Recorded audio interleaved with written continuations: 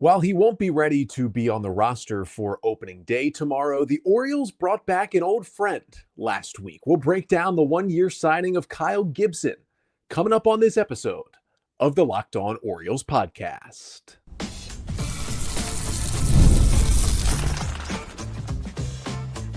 You are Locked On Orioles, your daily Baltimore Orioles podcast. Part of the Locked On Podcast Network, your team every day.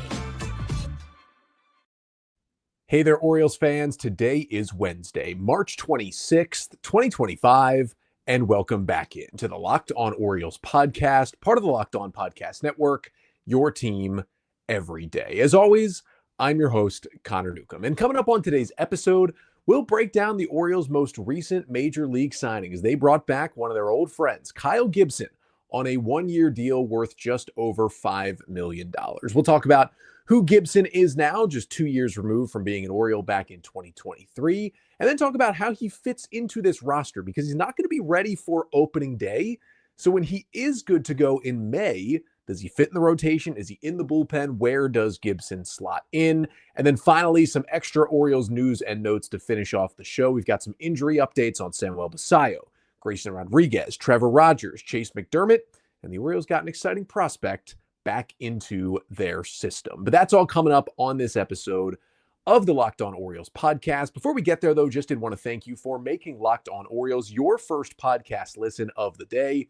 We're free and available on all podcast listening platforms, Apple, Spotify. If you could subscribe there, leave a 5-star rating and a review, it really helps the show. And of course, we're here on YouTube. Make sure to like, comment, and subscribe to the Locked On Orioles YouTube channel. If you ever have any thoughts on the show, want to ask a question, talk some ball, whatever it may be, you can email lockedonorioles@gmail.com. And thank you to everyone out there who's made it through the offseason. I guess this would be the penultimate episode of the offseason. I will have a Thursday episode that will go out tomorrow morning, obviously before opening day happens at 3 o'clock in Toronto. So this is the second to last episode of the offseason, but we're one day away from opening day. We are right there. Thank you for sticking with me all throughout the offseason. If you're just kind of rejoining the show, welcome back. It's going to be a fun 2025 Orioles season. We're going to have it all covered right here on the show. And today, we finally cover a move that happened officially on Friday with the Orioles signing veteran right-handed pitcher Kyle Gibson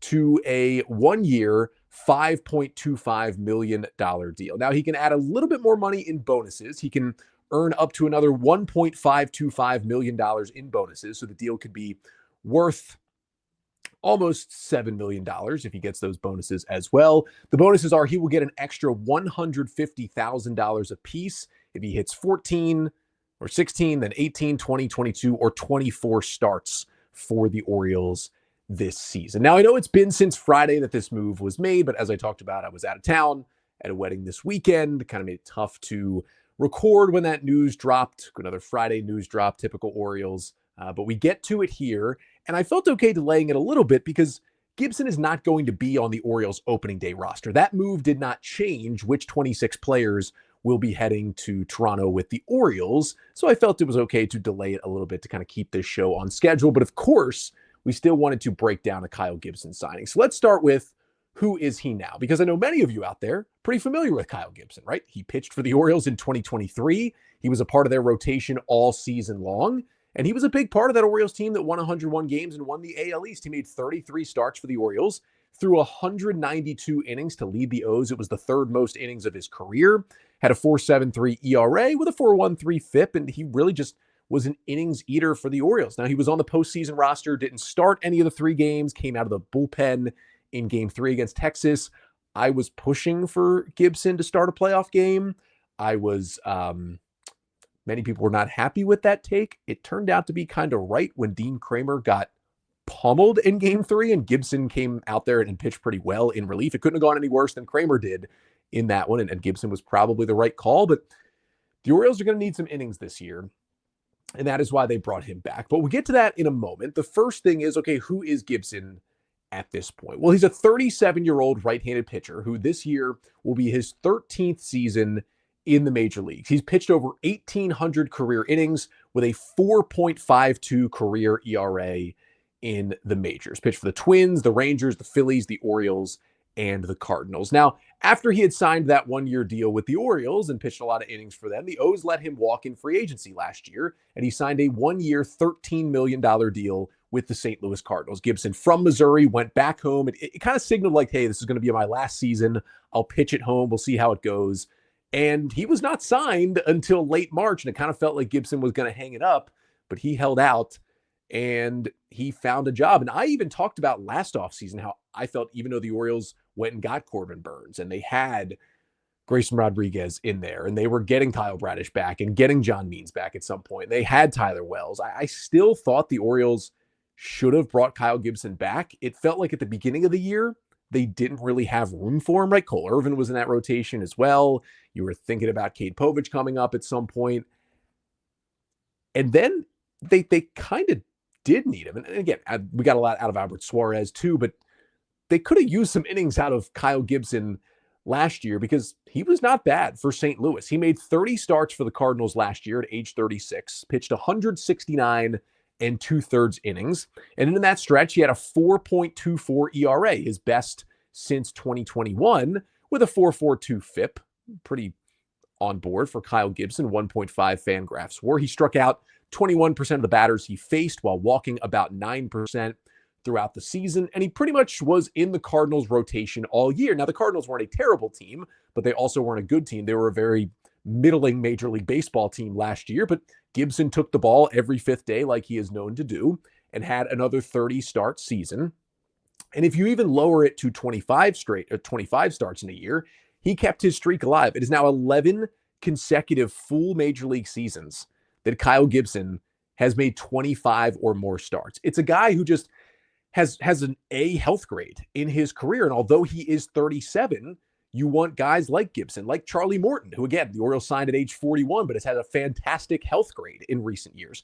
You're going to be more okay with signing guys in their late 30s if they've been super healthy throughout their career. The best indicator of future injury is past injury.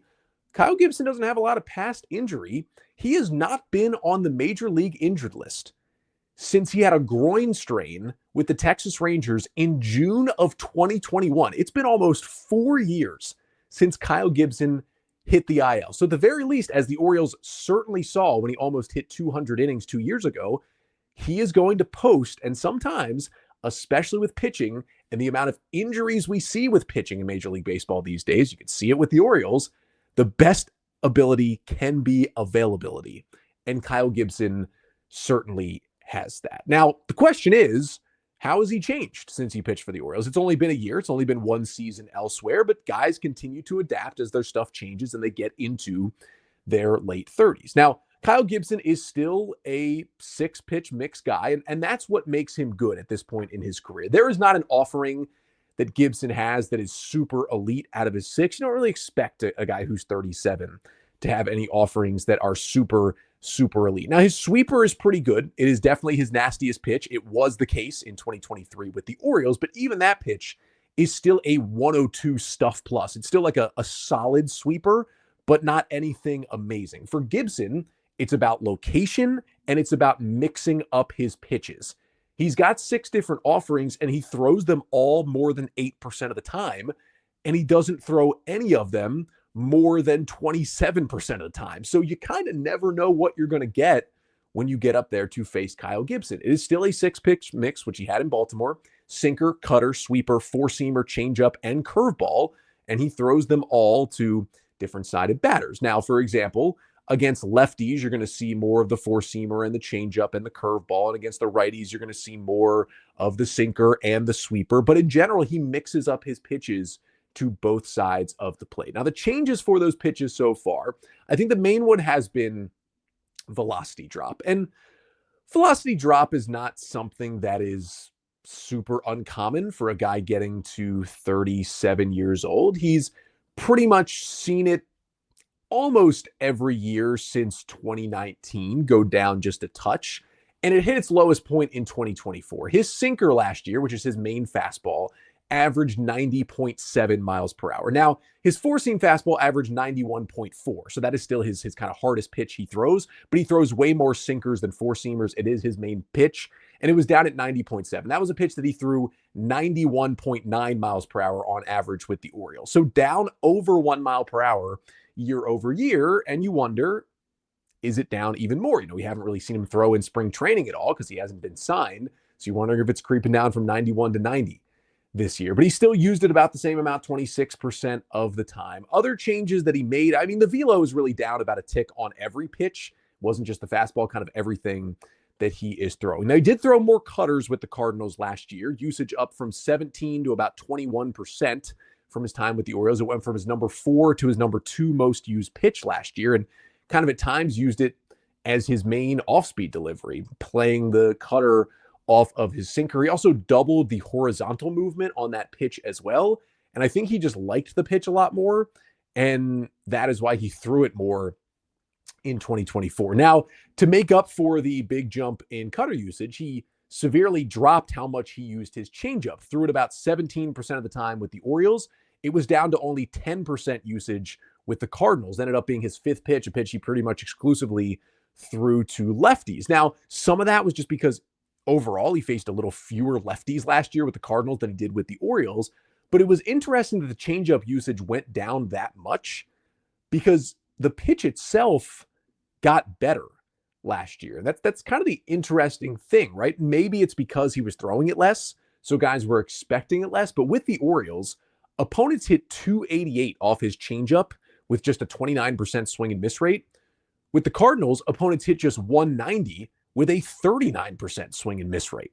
So maybe the O's can look at that changeup and say, hey, did you do something different with that pitch? Maybe let's bring it back again a little bit more this year. Now, he continued to throw his sweeper as his main swing and miss pitch. He added 2 more inches of horizontal movement to it, which was really nice to see. It was sweeping even more across the zone. Still throws it about 20% of the time, and as most guys with sweepers do, he throws it, I wouldn't say exclusively to right-handers. He actually threw it much more to lefties with the Cardinals than he did with the Orioles, but it's still a productive pitch. Opponents hit just 200, swung and missed against it 41% of the time. But it's interesting that he was more confident. I mean, he basically avoided lefties with the sweeper at all costs when he was with the O's, but it's definitely interesting that he targeted at least some more left-handed pitchers, or left-handed hitters, I should say, with that sweeping slider in 2024. And then he still throws the four-seam fastball and the curveball 13% and 8% of the time, respectively.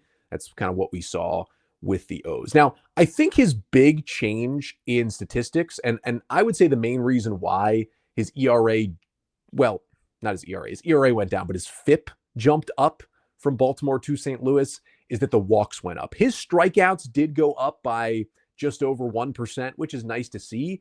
But his walks had a big jump, 6.8% walk rate with the Orioles in 2023. That's really solid. It's well under the major league average. Jumped up to 9.4%, which is walking more than average. If you're a pitcher like Gibson at 36 with below average stuff, you rely on location, and you're walking over 9% of batters, you can get yourself into trouble. And that, when it did happen to Gibson, is kind of why he got himself into trouble at times last year. So the Orioles would like to see that walk rate come back down to more of the 7% range that he had in Baltimore. And some of it was because he was just throwing less pitches in the zone. His first pitch strike rate was down by 5% with the Cardinals. His total in-zone rate, just the amount of pitches he throws in the rulebook strike zone, was down by 3%. Less strikes is going to lead to more walks, especially when you don't have nasty stuff and guys aren't swinging and chasing a lot of pitches outside the zone. He also became less of a ground ball pitcher. Ground ball rate went down from 49 to 44%. And it's probably because his sinker played a little bit worse last year. So it just wasn't getting the grounders it is meant to get when he was with St. Louis. And although the ERA was lower, as I mentioned, that's always a good sign, right? The true numbers you put up, ERA was lowered by half a run in St. Louis. The FIP was higher, which means the underlying stuff was actually a little bit worse last year than it was 2 years ago in Baltimore. You can pretty much add that all up to he was a very similar pitcher who just ate fewer innings, right? He pitched about 22 less innings with the Cardinals, made 3 less starts. He had 17 quality starts with the Orioles in 2023. He had 13 of them in St. Louis in 2024. That's kind of what you bring Kyle Gibson in to do, right? It's not to be an ace. It's not to go 7 innings, a 1-run ball every time. It's to pitch 6 innings, allow 2 or 3 runs, keep you in a game, and start every 5 days throughout a season. So the question is that what the Orioles are expecting from him this year? We'll talk about what his role will be in Baltimore once he gets here. That is coming up next. But first, this episode of the Locked On Orioles podcast is brought to you by Wonderful Pistachios. Are you looking for a snack that's both delicious and nutritious? Well, crack into a good source of protein with Wonderful Pistachios. Wonderful Pistachios is one of the highest protein nuts. Each 1 ounce serving has 6 grams of protein, giving you over 10% of your daily value. Plus, they are packed with fiber and better for you unsaturated fats to help keep you feeling fuller longer.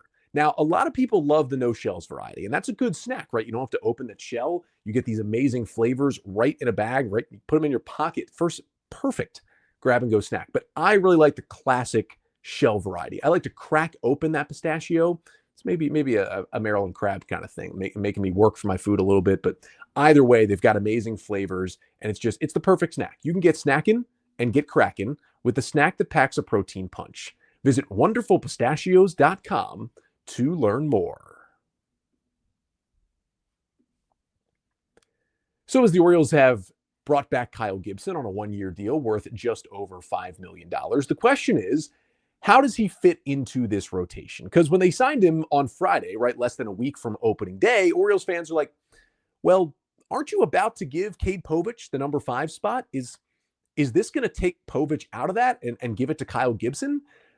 That's not the case. Even though Gibson has been throwing this offseason, despite not being signed with a team, he is not built up and ready to pitch in a major league game, even next Monday in the home opener in game 5 of the season. He is just not ready to do that. And the Orioles, Brandon Hyde and Mike Elias said as much after the signing. Like, Gibson is not a guy who is going to be on the opening day roster. And then a couple of days later, of course, the Orioles gave Cade Povich the number 5 spot in the rotation. Now, he's been officially optioned to the minors to begin the year. Really, he is going to Sarasota, and that is where he will begin to build up. Brandon Hyde said Kyle Gibson would need to do most of a spring training ramp up. Now, Gibson did say at this point he is further built up than he would normally be when entering spring training. So it won't take like the full 6 weeks that spring training takes for him to build up. So it'll be a bit shorter. Gibson said he's thrown about 4 bullpens of anywhere from 50 to 70 pitches each, kind of on his own, waiting for a team to call. So that already means he's probably a little more built up than anybody would be when they get to spring training. Now, the Orioles have said he's going to throw a few bullpens in Sarasota, and then he'll face some live hitters down in Sarasota, some of the guys in extended spring training or maybe in the FCL. And then most likely he will make his way to AAA Norfolk on what would probably be considered, I guess, a rehab assignment.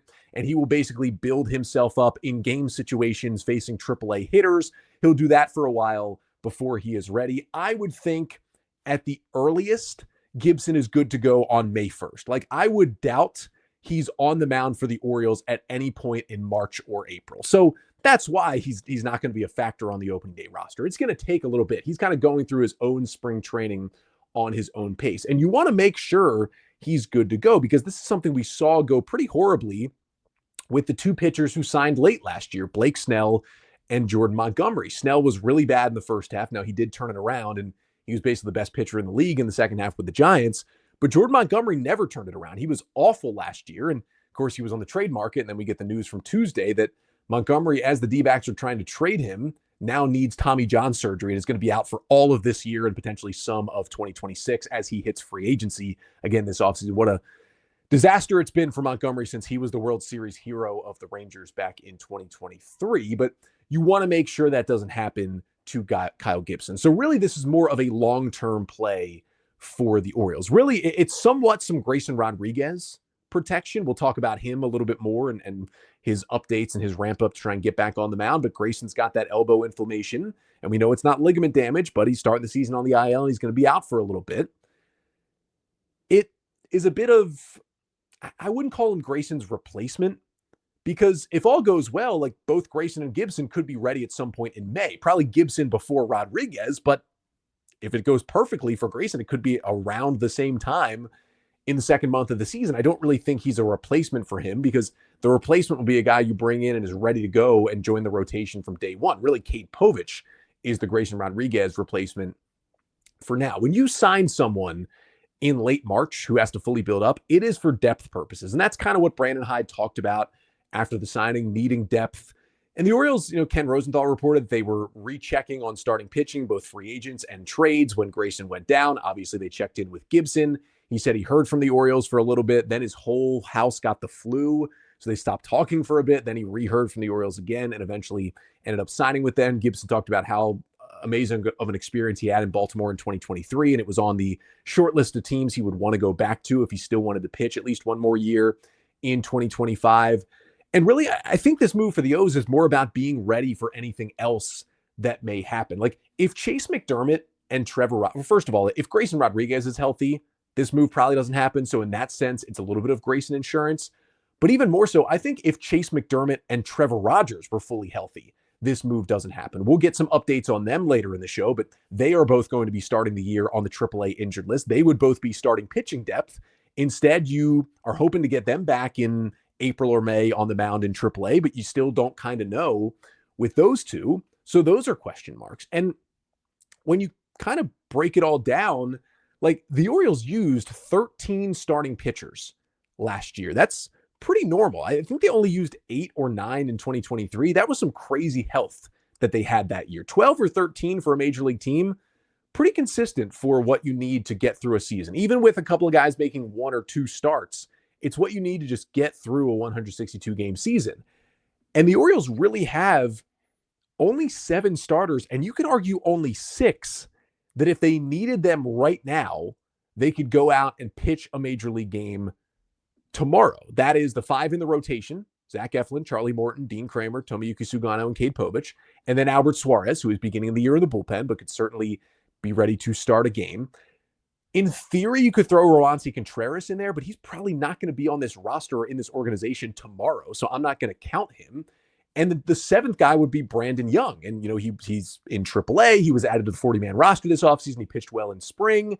But I don't know if the Orioles feel that if, somebody went down tomorrow and they needed a guy, that they would just call up Brandon Young to make his debut. Maybe they would, but I think they'd feel a little shaky about that. But even if you count Young, that's only 7 that are healthy right now. When you have needed 13 last year and you have 7 healthy right now, you probably need some more reinforcements. And it's something I talked about a couple of times during spring training, especially when Grayson went down. But even before, even when it was just McDermott and Rogers who were down, I was like, the Orioles might want to bring in a veteran on a minor league deal to just stick in the AAA Norfolk rotation just to eat some innings over there because they were down some of their AAA pitchers.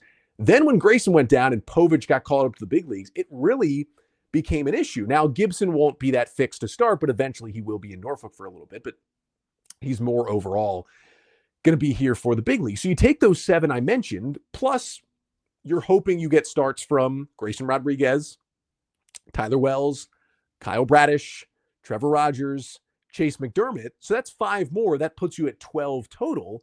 But 3 of those 5 have serious questions on if they will pitch this year. I mean, we don't know about Tyler Wells. And even if he comes back, will he be a reliever rather than a starter?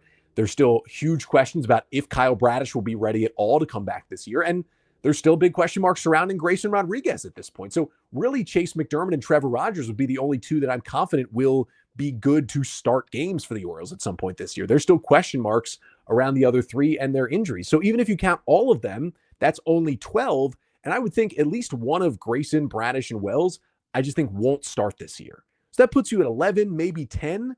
You need more starters than that. And this team will probably look to add a starting pitcher at the deadline, and that always adds to that list. But having Kyle Gibson, who is going to be healthy, has given a team 25 plus starts for the last 7 consecutive seasons, hasn't been on the IL since 2021, gave this exact team 33 solid starts just 2 years ago, seems like kind of a perfect depth fit. Now, the follow-up question, of course, is, well, Connor, how does he fit into this rotation? Like, even if he isn't going to be ready until May 1st, it's not like the Orioles are doing something patchwork until May 1st. Like, with Grayson Rodriguez out, they gave that 5th spot to Cade Povich. And right now, you can have your gripes about how talented this rotation is and how there's not a true number 1. But with Eflin, Morton, Kramer, Sugano, and Povich, they have 5 major league starters with Albert Suarez on the roster as well as a 6th if they need it. It's not like they're counting down the days till a guy like Kyle Gibson gets ready. And I think the question is, okay, say Kyle Gibson is ready to go on May 1st and all 5 of these starters are healthy and pitching well. What do the Orioles do? Well, you never know if they are going to be pitching well. Maybe Povich struggles. Maybe Sugano is struggling to adjust. Maybe somebody gets injured. There's always pitching injuries. Maybe Gibson could at least start out as the long reliever because someone's injured and then pitch out of the bullpen for a bit and then be ready to start if they needed it. These things tend to work themselves out. There's always pitching injuries. Depth is always good to have. And here's my question, right? Say the Orioles get an injury in their starting rotation on April 25th, and Trevor Rogers and Chase McDermott are still not built up, and Albert Suarez isn't really pitching that well out of the bullpen. You would have to turn to then Brandon Young. I like Brandon Young, but I think right now to turn to for a short stint, I would rather turn to Kyle Gibson than Brandon Young. And that is why the Orioles went and got him, because of the injury issues they are having with the rotation. And more starting pitching depth is never, ever, ever a bad thing. There's always going to be somebody injured. And, you know, again, there is a chance that he's ready to go and there's just no spot for him. But that is where you kind of have to turn your mind a little bit. We are not in the Angelos era. And although the Orioles haven't made the moves that fans have wanted to see fully in the David Rubenstein era so far, this is where the changes are really evident. If John Angelos was going to give over $5 million to a pitcher, he was going to be starting 30 plus games for that team no matter what. If David Rubenstein is giving $5 million to a pitcher on a 1-year deal, the Orioles can now just give out a $5 million deal just for insurance.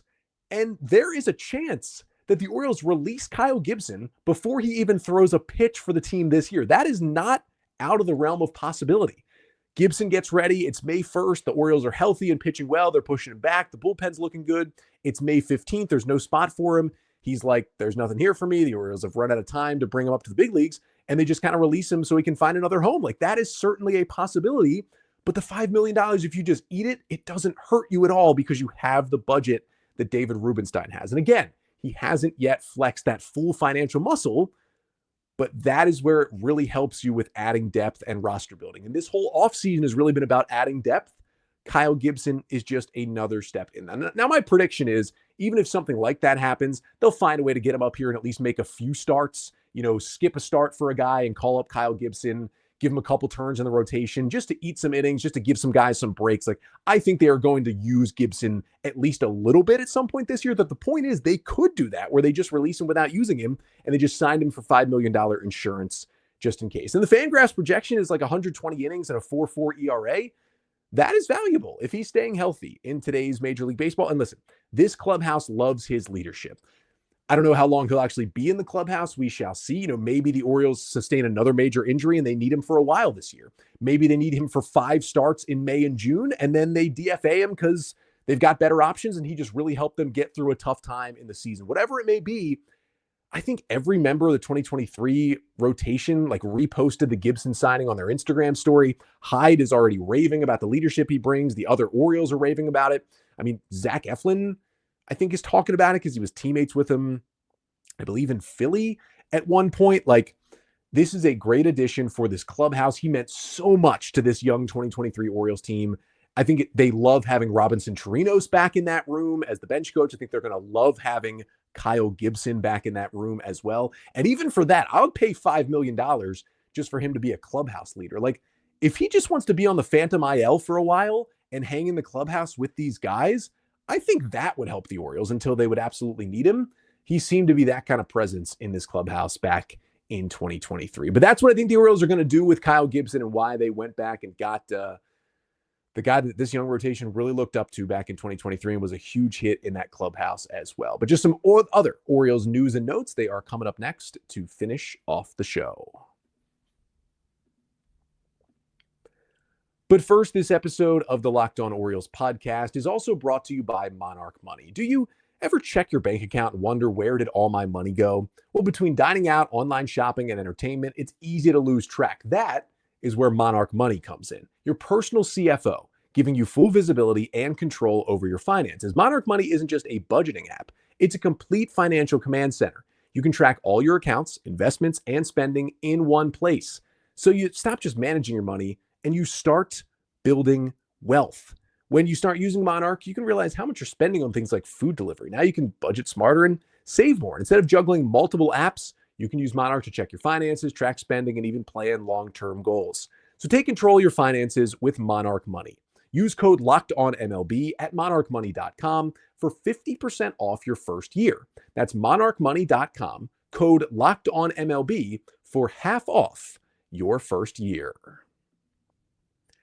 And today's episode of the Locked On Orioles podcast is also brought to you by Supply House. Get the supplies you need from the site made for the skilled trades, Supply House. Whether you're in plumbing, HVAC, or electrical work, Supply House is the reliable way to order products online.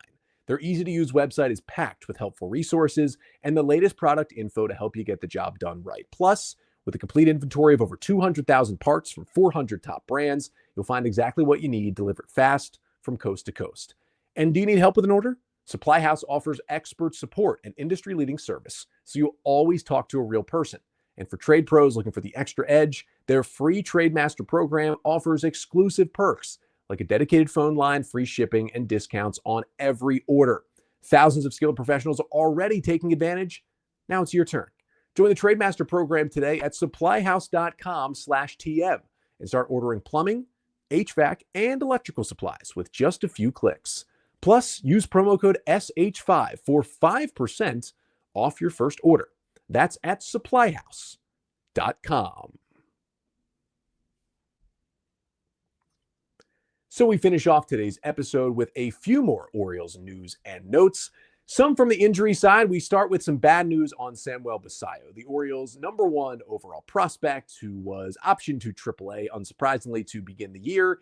He is dealing with some right elbow inflammation. That is his throwing elbow. Mike Elias said Basallo will be the designated hitter for a few weeks in AAA, at least before he is ready to catch. Now, Basallo also had some troubles with his elbow last spring. Remember, he came into spring training and developed a stress fracture in his right elbow last year, and that slowed him down a lot. He ended up DHing and playing a lot of first base early on in AA Bowie before getting behind the plate and feeling healthy enough to do it. I don't really think this impacts Basallo's 2025 major league debut timeline, because I don't think that would happen if it does this year until August or September, as probably mostly a DH option. But it is something to monitor, considering you need him to work on his catching, right? That might be the biggest hurdle in him getting to the big leagues, is continuing to work on his catching in games. And he's not going to be able to do it for a little bit.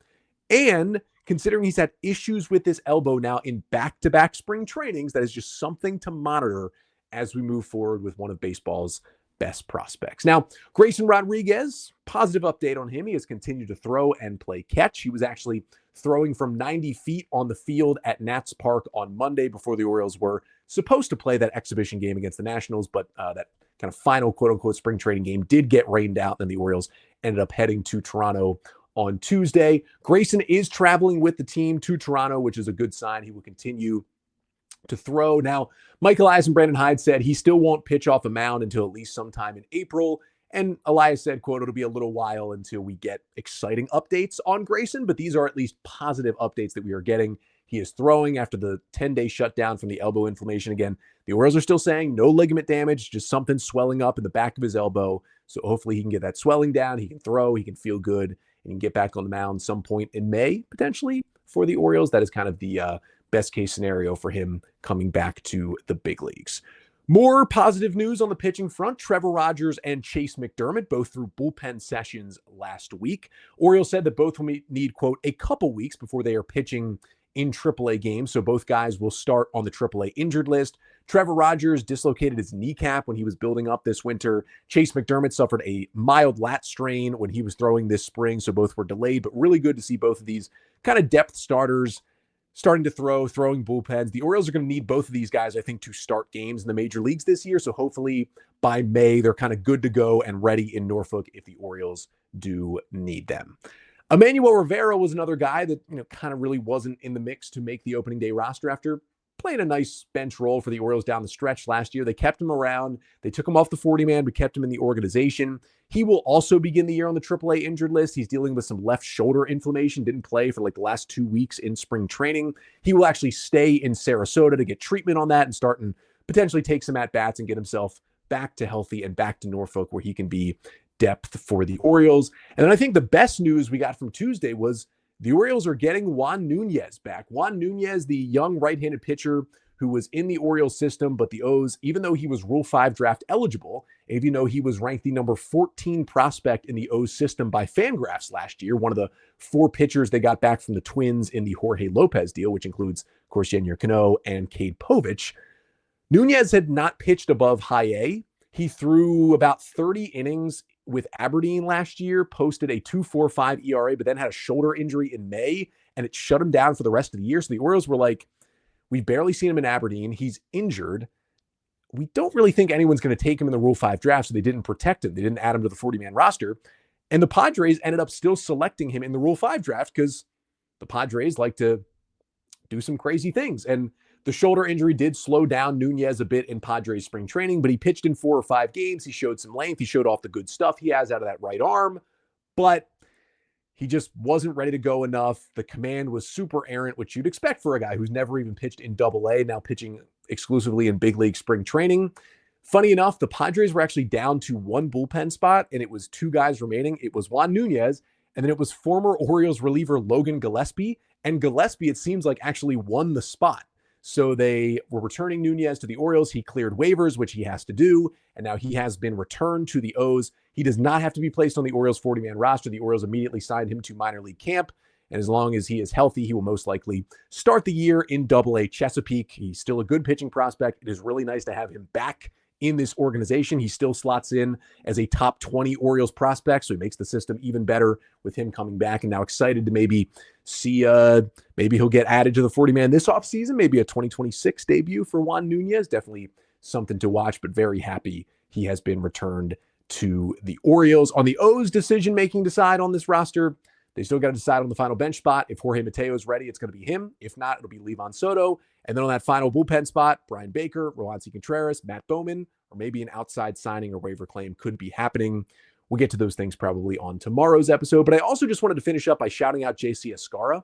J.C. Escarra made the New York Yankees opening day roster as their backup catcher behind Austin Wells. He will be making his major league debut whenever he first appears in a game for the Yankees. And the reason why I shout him out is because he's a former Oriole. 15th round pick by the O's back in 2017 out of FIU. He made it up to AAA Norfolk, but kind of stalled out there and was actually once a guest on this show. One of my better player guests I've ever had on this podcast. He was great to talk about kind of his journey through the minor leagues. Ended up going to Mexico and indie ball before signing a minor league deal with the Yankees last season, kind of converted back into a catcher, really showed out. Bat looks good. He made the team for the Yankees. Just really shout out to JC, former guest of the show. Awesome, awesome moment for him. You know, people talking about how he was driving Uber and doing other things, trying to make money while he was playing indie ball. Really cool story, really cool moment for him to get to the big leagues. And even though he's a Yankee, I am very, very happy for him and will definitely be rooting for his success. But that'll do it for today's episode. As I mentioned, we will have one more pre-opening day episode that'll come out tomorrow morning, Thursday morning, and we'll basically get you updated on anything you needed. We will probably get that final roster news. I would think the O's might make some roster moves between now and then. We'll certainly talk about that. We'll get you ready for opening day Thursday morning. And then we will have one further episode this week, which will be recapping opening day, O's Blue Jays, Zach Eflin versus Jose Barrios on Thursday afternoon. If the Orioles win, I'm going to try to do a live episode right after the game ends on Thursday. Now I'm trying to squeeze it in between a 3 o'clock Orioles game and a 7:30 Maryland men's basketball Sweet 16 game.